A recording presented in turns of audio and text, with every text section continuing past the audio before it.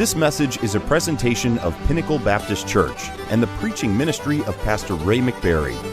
Other messages like this are available online at pinnaclebaptist.com. The church is located at 2517 High Falls Road in Griffin, Georgia. If you're in the area, we would love for you to visit us this Sunday. Now, here's today's message. If you have your Bibles, and I hope you do, would you turn with me to Revelation chapter number 17 as we begin tonight? By the way, I hope everybody brings their Bible with them. I know some folks read it off the app on their phone, but whichever it is, I hope you have a Bible of some kind that you can look at as we read the Bible together. Don't ever take the preacher's word for it. Look at it for yourself. Make sure that it's what the Bible says. I didn't catch that verse. Revelation 17. Okay. Yes, ma'am.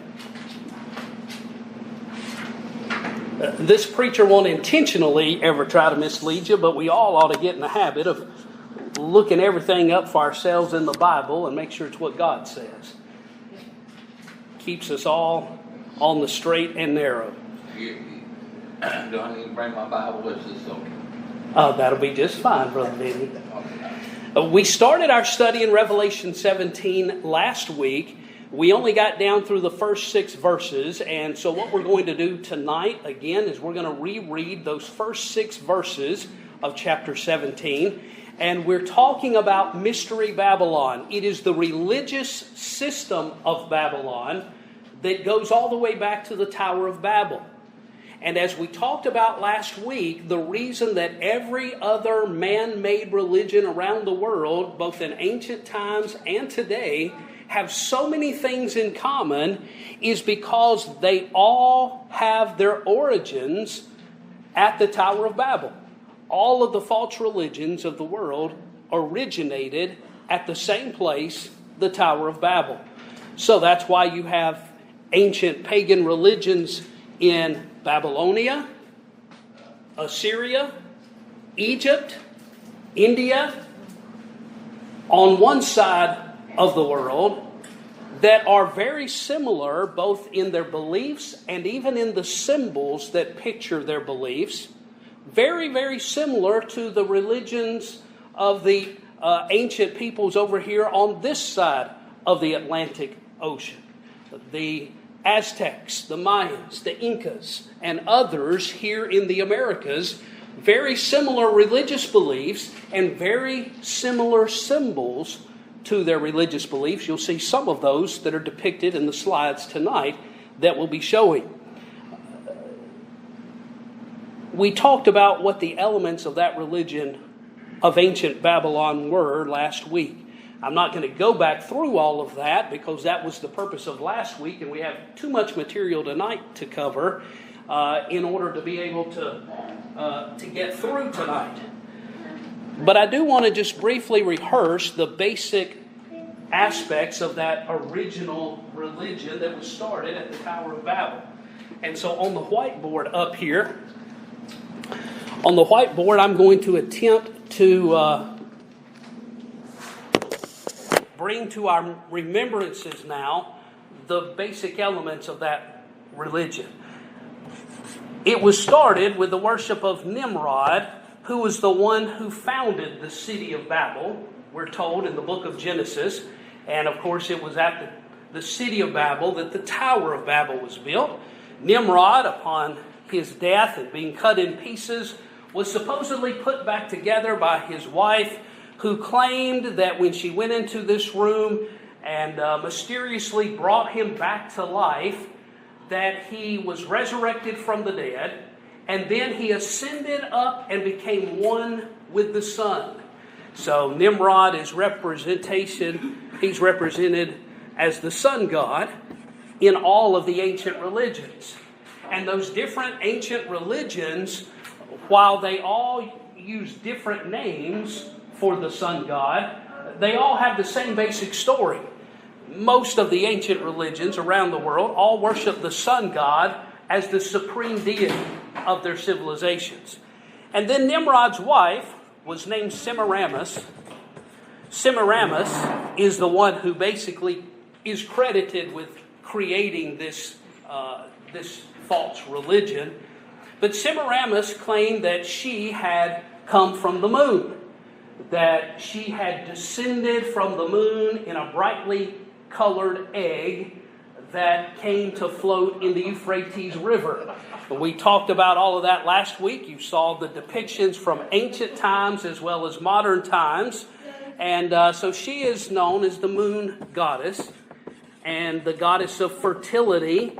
All of these ancient religions all are centered around fertility. The moon goddess was depicted with rabbits, brightly colored eggs, and on we go. Interestingly enough, she claimed that Nimrod, when he became one with the sun, that when she walked out in the rays of the sun, she mysteriously became with child from the rays of the sun. Sounds a whole lot like the story of the virgin birth, and we talked about why Satan's counterfeit plan is so similar to God's biblical plan of redemption that God planned before the foundations of the earth, the Bible says. But in all honesty, she was already with child of Nimrod, and the child was born on the longest night of the winter. She had this child that was born at the time of the winter solstice, and he also is mentioned in the Bible by name. His name was Tammuz, and he is the infant. We showed images of ancient times where the supposedly virgin mother and the infant together were worshipped and adored by all the ancient pagan religions far before the Roman Catholic Church adopted that symbol for their own. Now, all of these are mentioned in Scripture. We looked at some specific examples last week. Tonight we want to move on, but let's read those first 6 verses of Revelation 17 before we do. And there came one of the 7 angels which had the 7 vials, and talked with me, saying unto me, Come hither, I will show unto thee the judgment of the great whore that sitteth upon many waters, with whom the kings of the earth have committed fornication, and the inhabitants of the earth have been made drunk with the wine of her fornication. So he carried me away in the spirit into the wilderness. And I saw a woman sit upon a scarlet-colored beast, full of names of blasphemy, having 7 heads and 10 horns. And the woman was arrayed in purple and scarlet color, and decked with gold and precious stones and pearls, having a golden cup in her hand, full of abominations and filthiness of her fornication. And upon her forehead was a name written, Mystery, Babylon the Great, the mother of harlots and abominations of the earth. And I saw the woman drunken with the blood of the saints, and with the blood of the martyrs of Jesus. And when I saw her, I wondered with great admiration. And of course, when John says he wondered with great admiration, he doesn't mean that it's because she was wonderful in the sense of being good, but he had never seen anything like what he was beholding. So that's the point that he's making there in verse number 6. What we see here described in these 6 verses is that the religious system of Babylon, that is as old as the days immediately after the flood, the religious system of Babylon has been committing fornication with the political rulers of the earth. We could talk at great length, but we won't tonight, about how Roman Catholicism has been doing that very thing with the kings of the earth since her existence beginning in the 4th century. Roman Catholicism is certainly one of the embodiments of the religious system of Babel that's around today. Mystery Babylon is a combination of a religious system and a world economic system. In chapter 17, we see primarily the religious aspect of Mystery Babylon. And in chapter 18, we see the commercial system of ancient Babylon. During the tribulation period that we're studying right now in the book of Revelation, those two will be merged together to become one. That's the importance of the mark of the beast. It's tied to the worship of the beast, but it's required to do business in the tribulation period. So the spiritual and the commercial will be merged together, and we already see it beginning to go on in our own lifetime. Now, if you'll direct your attention back over here to the whiteboard, I want to say just a couple of things in beginning tonight. In our discussion about symbols and their importance. Our minds are trained to recognize certain symbols and to associate meanings with those symbols. When you started driving, you had to learn a whole list of road signs because a part of your driving test, the written portion, was not just answering questions that were multiple choice word questions, but you had to answer questions based on what does this sign mean? So that people out driving on the roads, when they see those signs, we all know that they all know what they mean, and hopefully we all follow those signs and prevent accidents. But you know, for example, if you're driving and you see something like this, or something like this, if you see a triangle, why it might mean yield, or it might mean slow-moving vehicle, but either way, you know that a triangle means caution. Be wary of what's ahead. By the same token, even if it didn't have any words on it, if you saw an 8-sided red sign that you were coming up on, even if you couldn't read what it said yet, you already know mentally what sign is ahead to stop. So our minds are associated symbols with their meanings that we've been trained to understand.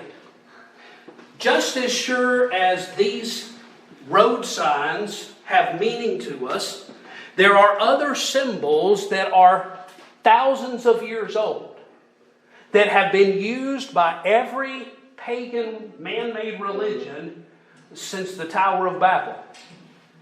They're the same symbols universally. Again, it doesn't matter whether we're talking the Eastern Hemisphere or the Western Hemisphere. And thousands of miles apart, thousands of years ago, when you didn't have airplanes flying across Atlantic, you still have these same universal symbols with the same meanings to them. Let me give you some examples of some symbols. Some of them we'll talk about tonight. Some of them we'll have to save for another time because there just isn't time. Symbols have meaning. Symbols are powerful. They can have very powerful meaning to us. In fact, some symbols can evoke great emotion within us, depending on what they are. Let me put two up here that we're told are opposites or at least enemies of one another. There's this symbol here. It's called the broken cross. It's the symbol of Nazi Germany, the swastika. And if I asked you how old is that symbol, I would suppose most people would say, well, Hitler and Nazi Germany, the 1940s, maybe the 1930s. The truth is, this particular symbol, the broken cross, I can remember when I was in my early 20s and I drove a big suburban truck out to Montana for another family in our church.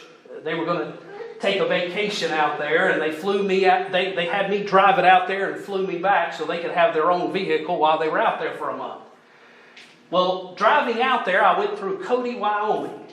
If you ever go through Cody, Wyoming, which is near Yellowstone, they have the world's largest Second Amendment museum. gun museum. They have guns back to the Middle Ages, and maybe even older than that, just the history of guns. But they also have a Wild West, a Buffalo Bill Cody Wild West Museum there in the same building. And I was going through looking at the art of Native Americans that they had in this Wild West Museum, and they had some of the paintings on pottery done by Indians of the far west, the Plains Indians, that dated back to the 1800s that had the swastika on it. And I remember that striking me as odd to see a swastika from the Indian art from the 1800s. And I asked one of the curators of the museum, I said, can you tell me, did this get in here accidentally, put in the wrong place? Can you explain to me how this is here? And he said, well, actually, that symbol has been around for thousands of years. He said it is actually the symbol, or one of the symbols, of the worship of the sun god. That was news to me. Here I was, a college student in my 20s. I, just like most people I think, would assume that symbol originated in Nazi Germany in the 1930s. But that symbol can be seen in reliefs from thousands of years ago in ancient Babylon, ancient India, and other places. It's not a new symbol. But by the same token, we've all seen this symbol, and we've been told that is the symbol of what? Israel, called the Star of David. And some people, if I ask the question, when do you think it originated? What would be your answers? What would be your best guess? The night of the birth? Some people would say the birth of the state of Israel, 1948. Some people might say, well, it actually goes back farther because there's a story of a Jesuit priest in the, I believe, the 1700s in Europe who associated this symbol with the Jews in Europe. So you might date it back to that particular occasion. But the truth of the matter is, this was never associated with King David in any way whatsoever. This symbol actually predates God calling Abraham to be the father of a new nation. It was being used as a symbol of worship in ancient Babylon, and in the archaeological remains of ancient Babylon, there are images of this on the walls that have been discovered that are thousands of years old. It was being used to mark the worship of Saturn, the king of the gods, and really another name for Satan himself. It has nothing to do with the Jews, has nothing to do with King David. And for another night, we'll talk about the Jewish religion today and how it has nothing to do with the worship of the God of this book. But that's for another night. But symbols are powerful, and symbols have meaning. Look, if you would, up here to this first slide. We're just getting started tonight. This first slide says the role and importance of symbols. Symbols are powerful subliminal tools. Subliminal means it's telling you something even if you don't realize it's telling you something. When you see that stop sign up ahead, your brain you don't have to stop and read the word stop on it before you even get close enough to read the word stop. You know that shape means stop. It automatically, your brain is programmed to know to get ready to stop. Symbols tell us something. They communicate to us even on a level that when we don't realize they're communicating to us. You'll remember back in I believe it was the 1960s, it was discovered that Hollywood was putting subliminal messages in films that they were showing in the movie theater. So you'd be sitting in the movie theater watching a movie, and every 500th frame or 1,000th frame or something like that, there'd be one frame that said, "You want popcorn?" or "Go to the concession stand," or "Drink Coca-Cola," or something like that. And Hollywood discovered that even though our human mind wasn't consciously able to realize that we saw it, our brain still saw it. And it would make people go to the concession stand in the middle of the movie, and they'd spend more money on the concessions than when they didn't put those into the films. So at a certain point, when this was discovered that it was going on, Congress passed some laws to prohibit movie companies being able to put subliminal messages. Because let's be honest, if that works for getting you to buy Coke without you knowing it's going on, what other messages could they put in those films without you knowing it? Now, again, for another discussion, I would submit to you Hollywood is still using subliminal images and messages, but maybe in a different manner than they were then. But that's not our message for tonight. Symbols are powerful subliminal tools. Symbols all have meaning. You may know what the meaning is, or you may not know what the meaning is. Secret societies that are around today are known that when someone joins the secret society, those that are not members and those that have just joined are told that all their symbols mean a certain thing. But the farther you get into those secret societies, the higher level initiate you become, you're then told, here's the real meaning for those symbols. So there's a meaning that is revealed to the general public. Then there is an esoteric or a hidden meaning that they only reveal to their members that are farther along in their initiation process. But symbols all have meaning, whether you know what they are or not. And they're not always what you're told they are, by the way. Satan uses the same symbols across different false religions. All of those ancient false religions, just like many of the religions and commercial enterprises today that are global, all have the same symbols and mean the same thing. Satan is using symbols to initiate mankind into accepting the coming universal religion of the antichrist and the false prophet. Now, this is the logical conclusion of everything else we just looked at. And for the non-believer or the skeptic of what the Bible says is coming, maybe this is a hard one to swallow.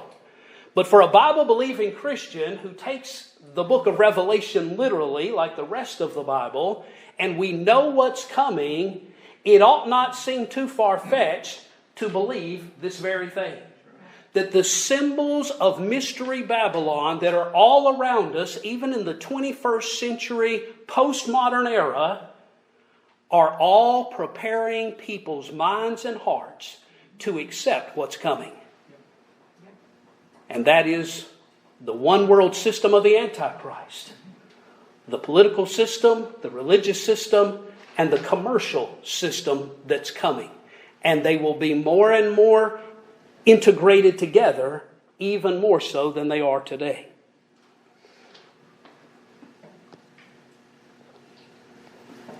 If I could get my tablet to work. I went the wrong way.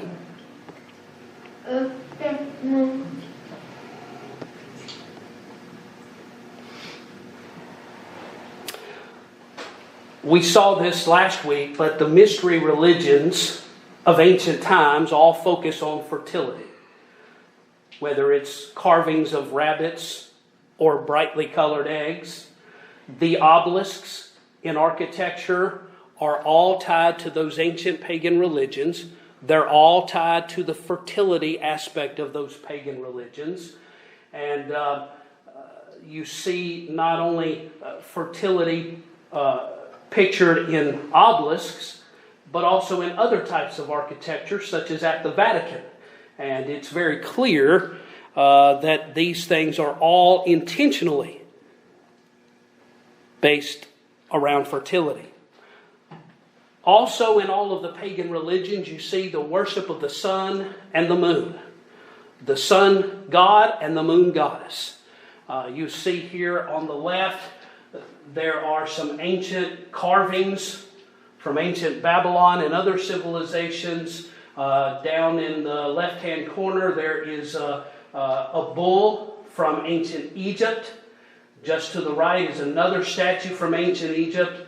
But you see there the crescent moon, and inside the crescent moon is the emblem of the sun god and the moon goddess being worshipped together.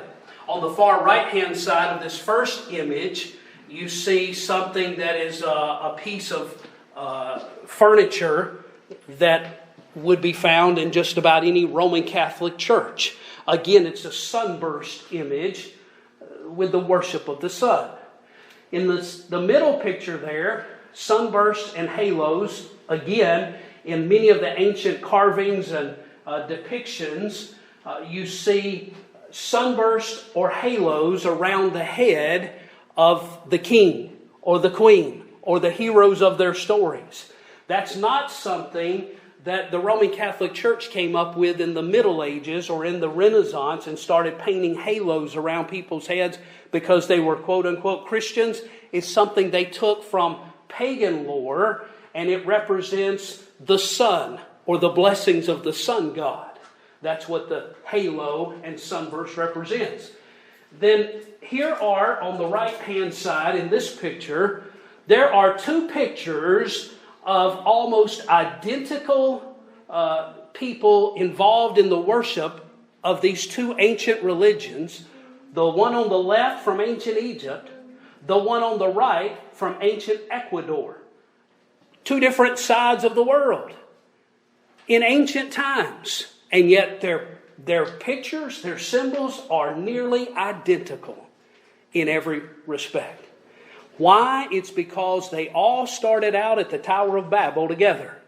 And when God confounded their languages and scattered them, they went all around the world, even though they didn't want to. But when they went, they all took with them this false religion they had learned at Babel. It's why all the world's religions are similar. The symbol of the pyramid. You see it, of course, in ancient Egypt, but you also see it in Mexico with the stepped pyramids. In the upper left-hand corner, you see them in China. The mound builders of the American Indians here in America. There's one in Turkey, Indonesia, and on and on. They're all across the world. Why is it that pyramids are found in all the ancient religions around the world? It's because they were all tied together by this false religion from the Tower of Babel. You see, it's also frequently used as a Masonic symbol. You see the logo of the Masons above at the top, the apex of the pyramid. On the right-hand side, you see the U.S. currency with the all-seeing eye atop the pyramid. But the pyramid, it, as you know from what little bit you've probably studied about ancient Egypt and their religion, the pyramid is a symbol of the occult. And it's all tied together to the same things we see in the other ancient religions. Here's a symbol for Satan, Satanism, witchcraft. The name of this strange-looking creature is Baphomet. Satan is pictured by his followers as, quote, the horned god, with a goat's head and the physical traits of both male and female genders. So he has a goat's head, he has goat's feet on his legs, and then parts of a man and woman's body in between there. Interestingly enough, you'll also see the serpents intertwined there around the waist. You see the crescent moon. You see the pentagram on his forehead. And in the next picture, we see a pentagram, a five-sided star. It's one of the most powerful symbols today of Satan or Lucifer. Those who practice witchcraft regularly use the pentagram. Its shape emulates the unclean goat's head. So you see the the goat and how the pentagram is a picture of a goat's head. By the way, Satan is known as the horned god. Goats are often used to picture Satan. They're not always the animal that's used to picture Satan as the horned god. In ancient Egypt, the Egyptians had borrowed from the Babylonians the worship of bulls as the horned god. That's why in Egypt they actually had a sect of their religion that raised bulls specifically to be worshipped. You also saw this by the Canaanites. Remember the story of Gideon, when before Gideon performed the great feat on the battlefield, God told him to go cut down the grove where everybody in his hometown worshipped Baal, and the 2 prize bulls that his daddy had been raising for the sacrifice to Baal, he was to go in and kill those bulls. Gideon did that, of course, but those bulls were being raised in worship of Baal, which is again another name for Satan, the chief of the pagan gods. Anyway, there's more to that story related to Israel, but I'll save that for another time. The sign of the goat's head, or the horned god, is this hand symbol. You see the high priest of the Church of Satan, Anton LaVey, making that sign. But then here are a lot of these pop singers, Katy Perry, Kim Kardashian. They're all involved with it, all of pop culture, throwing up these hand gestures. They're not the only ones. Here are some more of them. Miley Cyrus, Michael Jackson, and Pope Francis. It's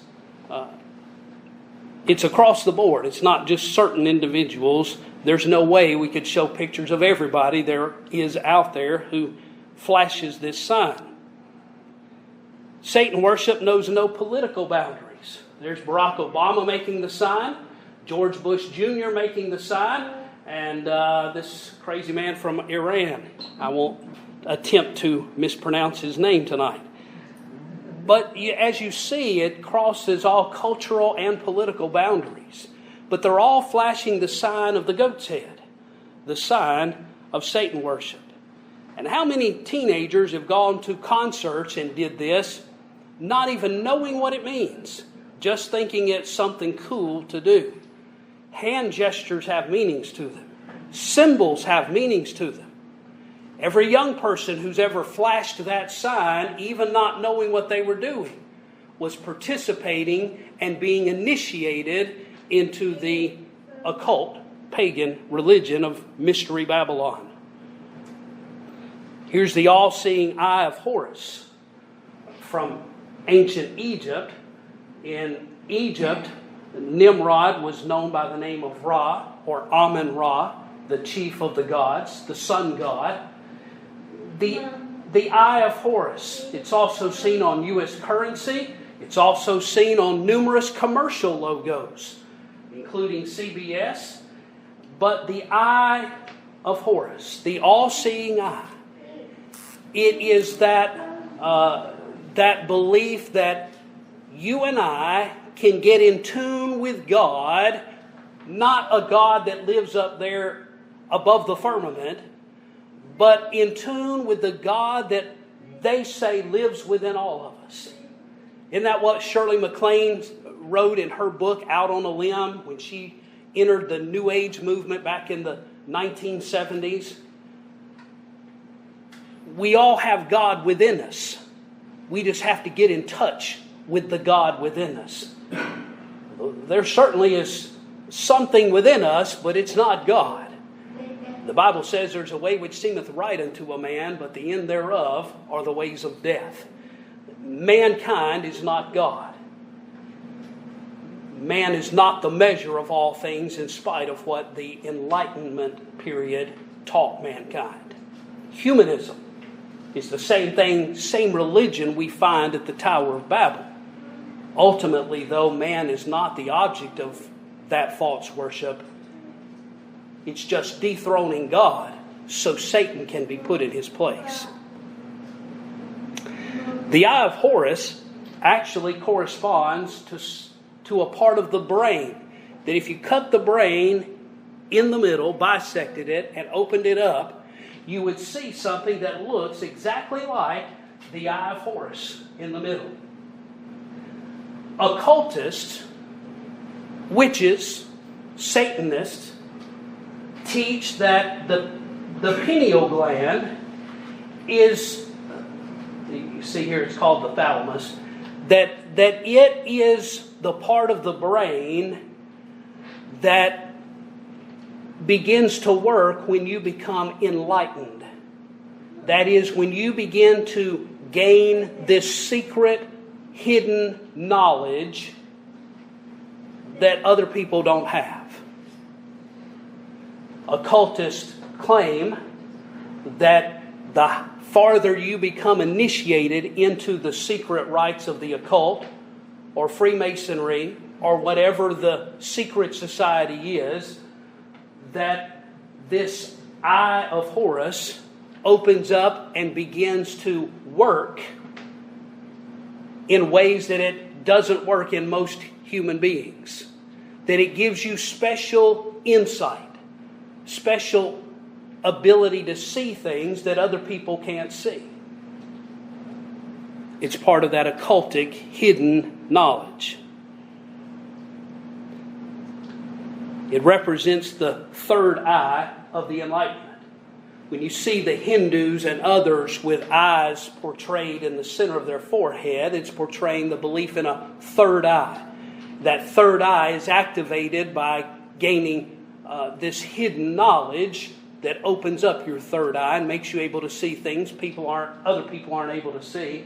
But you'll notice that in the center of that pineal gland is something that is shaped very similar to a pine cone. And that's why in all of the ancient mystery religions, pine cones, surprisingly, are viewed as a very sacred symbol of the occult. A pine cone, you say? I mean, we're from Georgia. We have pine cones everywhere.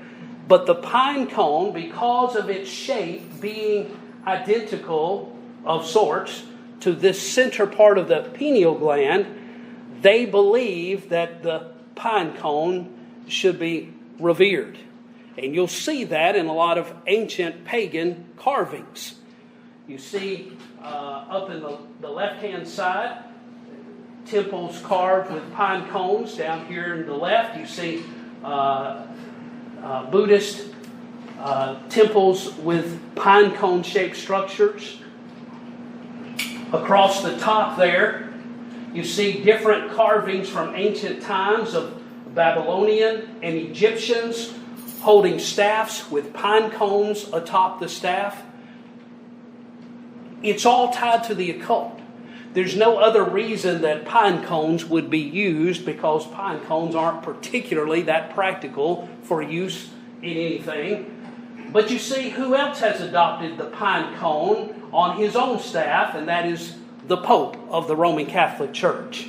Again, tonight's message is not about the similarities between Roman Catholicism and all of these ancient pagan religions. That's for another study altogether. But there are many similarities, because that's where Roman Catholicism comes, from where it comes. It borrowed all of those items from ancient pagan religions around the Roman Empire. But you see the pine cone used extensively in these ancient pagan religions, and today in the Roman Catholic Church. Pine cones in the Egyptian religion, pine cones in the Hindu religion at Angkor Wat, the temple to Vishnu, which is another name for Nimrod in their religion.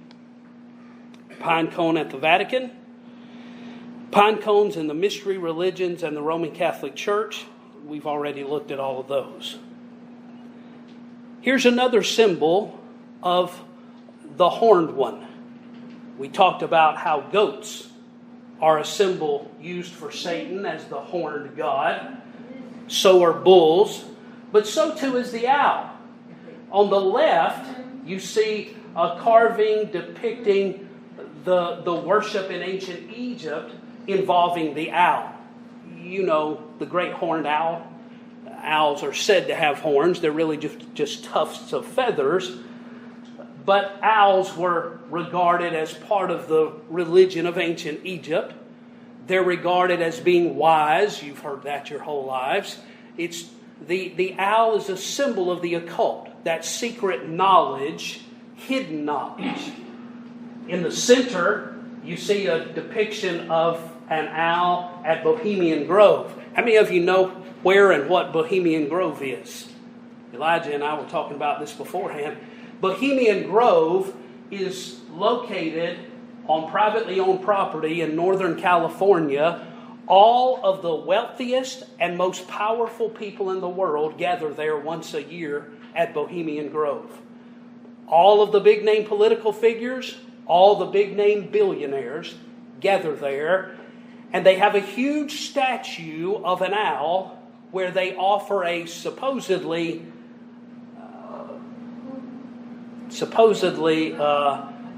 mock human sacrifice in front of this statue to this huge owl. There are more than a few eyewitnesses who claim those are not mock sacrifices that are performed there, but whether they are or aren't, they're performing the same type of rituals that were used in the worship of Moloch and those ancient pagan religions. All of that's taking place in Northern California behind gated walls with security guards all around the perimeter of this huge property. And these are the most powerful and wealthy people in the world. Why are they all getting together and worshiping Satan in secret once a year? It's because they're all part of the same system of Mystery Babylon. On the right-hand side, you see another depiction of that same owl from Egypt.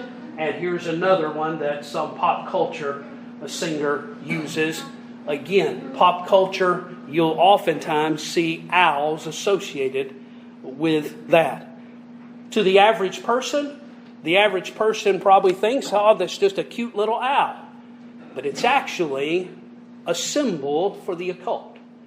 And whether Americans so absorbed with pop culture realize it or not, there are logos all around us that are constantly initiating us, or I should say the lost, initiating the lost and preparing them to accept what's coming. The one world system, religious, political, and commercial. There are a lot of big one world companies, international companies, that have adopted many of these symbols of ancient Mystery Babylon as part of their corporate logos. We'll take a look at some of those. Before we do, here's Justin Bieber with the owl. There's on the $1 bill up in the corner, that is said to be an owl, though some people say it's a spider. In Hollywood, here's Snow White. And there's the owl watching, looming in the background there. You can find owls in many other hidden and seemingly insignificant places in many of Hollywood's productions.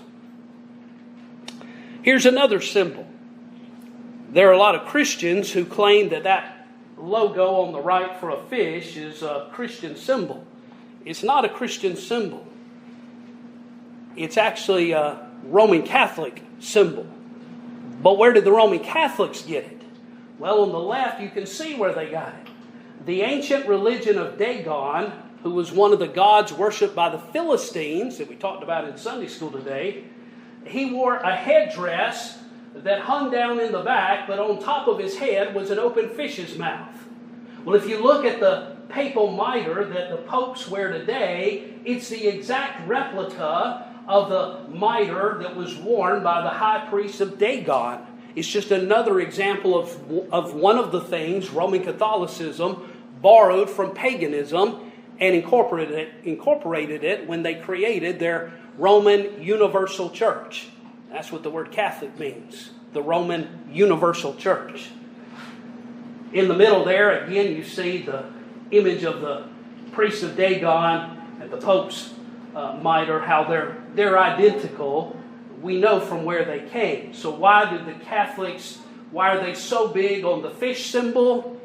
Well, you see why. It's the worship of the god Dagon. That's where they got it. It's the reason that Catholics eat fish on Friday and place so much importance on fish has nothing to do with Jesus, nothing to do with the Bible. It's a Catholic tradition, not a Bible tradition. And it's all the more reason that I don't eat fish when I go to eat at the restaurant on Friday. I intentionally find something else. It's not a Christian symbol or practice. It's Catholic. And where the Catholic Church got it from is paganism. The union of religious and commercial systems. The Babylon of Revelation is a combination of the religious system in Revelation 17 and the commercial system in Revelation 18 of Satan. The globalist international corporations today are participating in the initiation of mankind through the use of symbols, and it's going on worldwide. The symbols you see in corporate logos of these international corporations are all, whether the common person knows it or not, symbols have meanings. Symbols are powerful. They are preparing the world's population to accept the coming system of the antichrist that is commercial, political, and religious. Here are some examples of the serpent in ancient and modern culture. In ancient Greece and other places, there's the snake swallowing its tail. Here's the exact same symbol in the middle there in ancient Mesoamerica, Central America. The same symbol, the serpent swallowing its tail. By the way, the serpent is representative of whom? Satan himself. That old serpent, the devil. On the right is a modern corporate logo from right here in these United States, Lucent Technologies. Again, it's a version of the serpent swallowing its tail. The serpent is no longer evil in pop culture. You know, there was a time when anyone would be offended to be portrayed with a snake, because everyone knows what a snake represents, what the serpent represents, the devil. But now even women here in very provocative outfits and poses, performing and posing for their picture with the devil, or a symbol of the devil. Thank you. Here's Britney Spears, Rihanna, Harry Potter, all of which are initiating people and getting them ready to accept what's coming. Hollywood, entertainment, music, big tools to prepare people to accept a different worldview than what they were taught growing up at church. The flame. It's the symbol of Lucifer, who is known as the light bearer. On the far left, we see the ancient Greek story of Prometheus, the one who supposedly discovered fire and presented it to the rest of mankind. He is presented there as the light bearer, but light is indicative of special knowledge, understanding. By the way, Satan was known, the word Lucifer means light bearer. He was the anointed cherub that covereth when he was around the throne of God. The Bible says he oftentimes comes as an angel of light, but he's not an angel of light. Here is, of course, a depiction atop the Statue of Liberty of that same torch. By the way, I mentioned this during our Independence Day message this past year. You can listen to it online if you didn't get to hear it that Sunday. The fellow who created the Statue of Liberty, designed it and put it all together. The artist was very much involved in the occult, Freemasonry. He had a very different intention behind the Statue of Liberty than anything to do with independence from England. You can listen to that message if you want to, or you can go do your own research on that fellow. An interesting character himself. Then the Olympic flame. The Olympics, the last several times there have been Olympics, I don't even watch any of it. We don't allow it on the TV at our house. At least not the opening ceremony and the closing ceremony, because it's one pagan ritual after another. The Olympics are being used to bring the world together and to initiate the world with these pagan rituals. Everything you see in the opening and closing ceremony of the Olympics is a pagan ritual intended to initiate everyone who's watching into this new world religion. The butterfly, by the way, I'm getting close to being finished, so don't give up on me yet. The butterfly is also a symbol of the occult. It's a symbol of metamorphosis and enlightenment. That you have now become something different than what you were. Why? Because you found the God within you. And you've become a beautiful butterfly. Here's Beyonce wearing a mock-up butterfly around her eye. Again, also portraying the all-seeing eye. Lady Gaga with butterflies all over everything there. Here's Madonna, Miley Cyrus. And here's another corporate logo, MSNBC. BC. Sin would be a good word too. More butterflies in pop culture. All right. Went too far here. Of course, you're familiar with the number 666. We've already seen that in the book of Revelation, the mark of the beast, the number of the beast. I don't know if you know this or not, but on barcodes, all barcodes have the same two lines at the beginning, in the middle, and at the end of every barcode. No matter what the number of the barcode is, it starts with a 6, has a 6 in the middle, and ends with a 6. I don't know. You can say that's coincidence if you want to. Google Chrome, if you look at it, it's just a mixture of the blending of the 666. You can buy this or not, but there's the Walt Disney logo, and there are some who see the 3 6s there. Whether you do or don't, I'll just go ahead and tell you, Walt Disney, at least the modern Walt Disney, is full of the occult symbolism. Corporate symbols of Mystery Babylon. There's America Online. There's the pyramid and a version of the serpent eating its tail inside America Online. Apple computers, it's the forbidden fruit with the bite taken out of it. The same thing that Satan said would bring enlightenment to Adam and Eve. That in the day ye eat thereof, ye shall be as gods, knowing good and evil. On the right-hand side, there's Standard Oil, one of many corporate logos that bears the torch.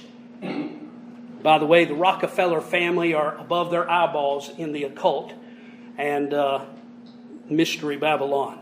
Here's some other corporate symbols of Mystery Babylon. There's Monster Energy, and if you see I know it's hard to see from where you're at, but the symbol there is actually not an M for monster. It's actually 3 symbols for the number 6, 666.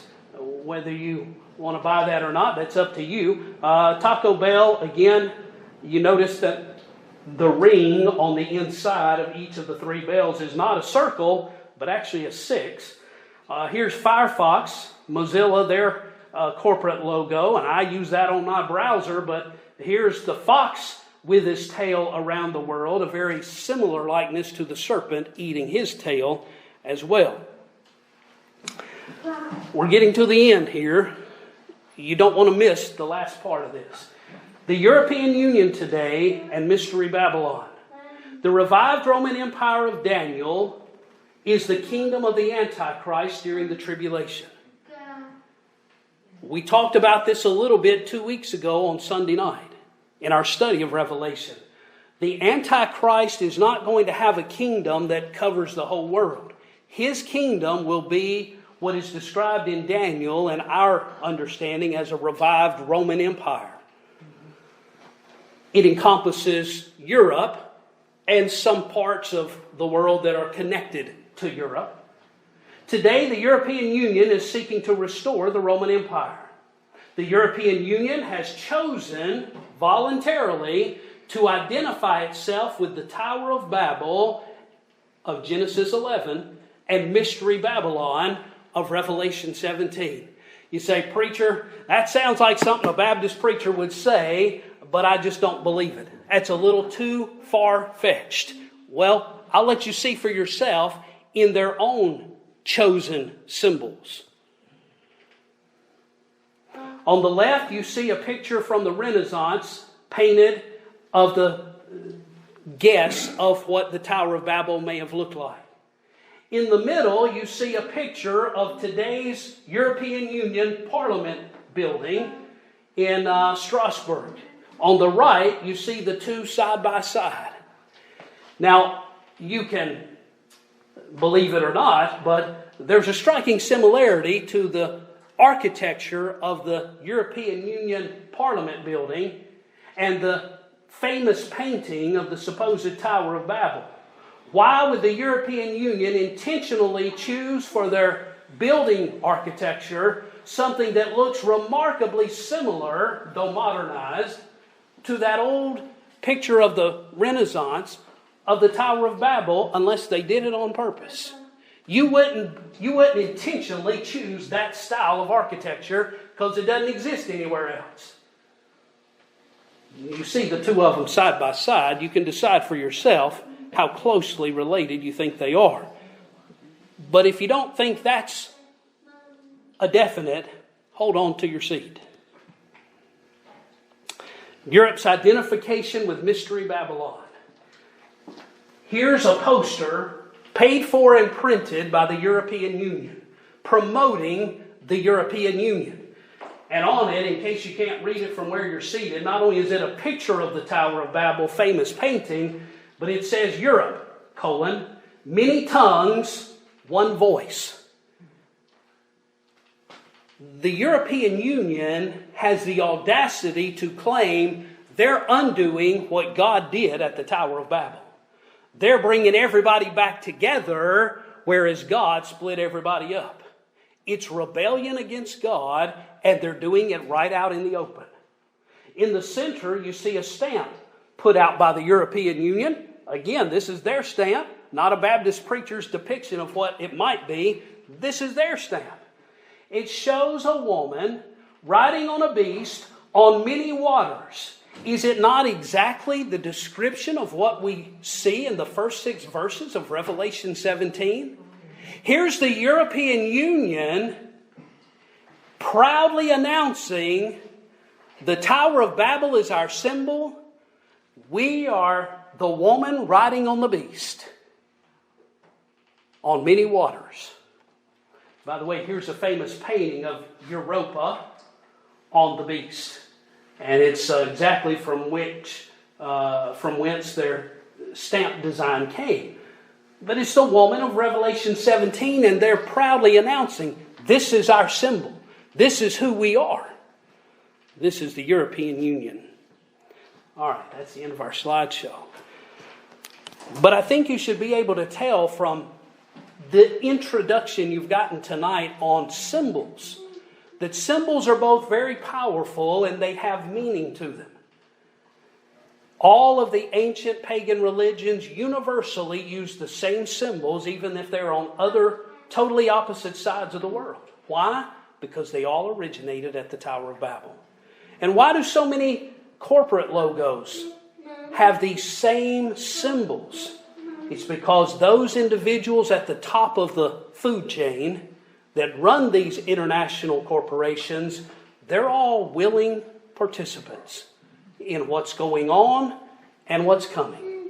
They've sold their soul to the devil for the dollar, for the almighty mammon. And we're going to see more and more of that as we go along. And all of this stuff with the coming of the cashless society that's on the way is pushing things faster and faster towards the mark of the beast and the requirement of the mark of the beast to buy and sell. Anyway, I hope that tonight has perhaps been eye-opening for you, but if nothing else, maybe it'll cause you to do some digging and some research on your own. I've got a couple of other related things that I'd like to share with you at another time. 2 other studies, in fact, on symbols and Mystery Babylon, but we'll save that for another time. Any questions tonight over anything we've talked about or anything you saw?